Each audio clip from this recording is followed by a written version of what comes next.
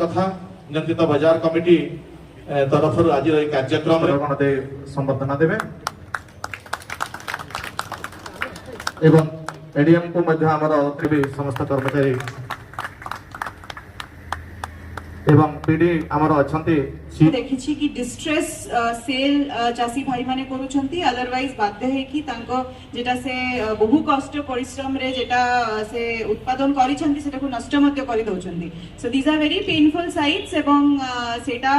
this is a long pending demand बहुत आगरे ही गोटे कोल्ड स्टोरेज आम जिल्ला रे डेफिनेटली हेबार कथा थिला बट जा भी कारण रे सेटा हेई पार नथिला बट एबे now we have started it एवं एटा गोटे पायलट प्रोजेक्ट एवं एई भलिया बहुत गुडी को बहु प्रतीक्षित आम जिलार दाबी